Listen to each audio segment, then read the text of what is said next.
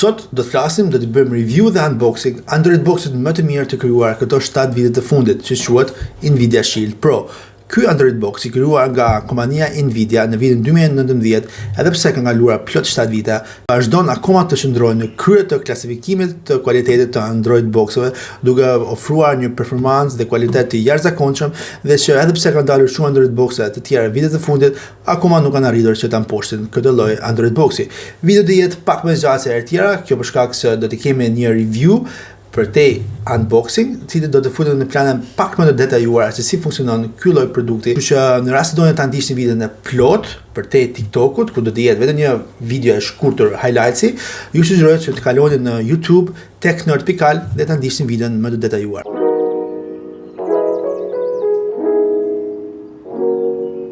Dhe teksa fillojmë më njëherë me procesin e unboxing, unë dua t'ju rikujtoj që të më ndiqni në të 4 rrjetet e mia sociale në Facebook, Instagram, TikTok dhe YouTube me emrin mjaft të thjeshtë për të kërkuar tek nerd.al. Dhe pas sigurohemi që kemi hequr çdo ngjitse rreth qark kutisë, hapim kutinë dhe gjejmë Android boxin, i cili duket se ka një dizajn minimalist dhe super premium me një model futuristik. Në pjesën e parë të saj gjejmë 2 porta USB,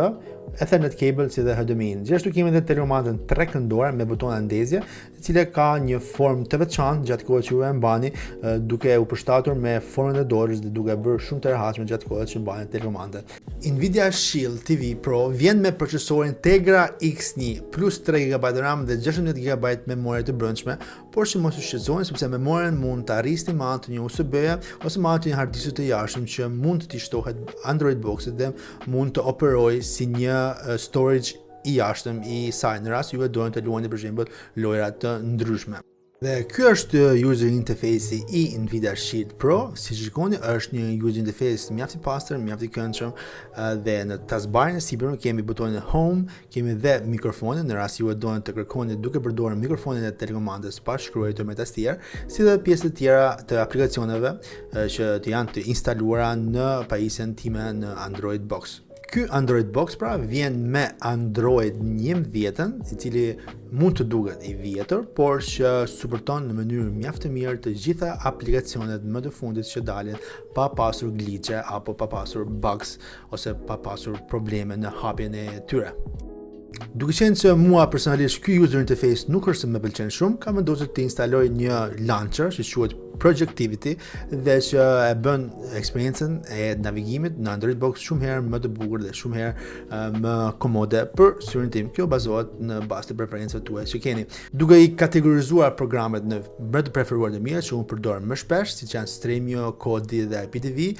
si dhe aplikacione të tjera TV apps që gjenden të instaluara në Android boxin tim. Kur ke një pajisje kaq të fortë, kaq të fuqishme që arrin të luajë çdo lojë të mundshme, Nvidia ka vendosur që tek settings mënyrën e operimit të procesorit ta ndajë në 2 kategori, në maximum performance, pra në performancë të lartë, ku juve mund të luani çdo lojë që kërkon grafika të shumta, si edhe në optimal, pra në gjendje optimale ku shërben për të hapur aplikacione të lehta, të përditshme që juve i përdorni. Gjithashtu, edhe pjesën e freskusës që ftoh procesorin është ndarë në 2 kategori, në pjesë të qetë, pra ku përdorni për programe të lehta, si dhe në pjesë ku arrin të ftohet më shumë në mënyrë që të mbajë procesorin e ftohur dhe për të dhënë një performancë mjaft të mirë.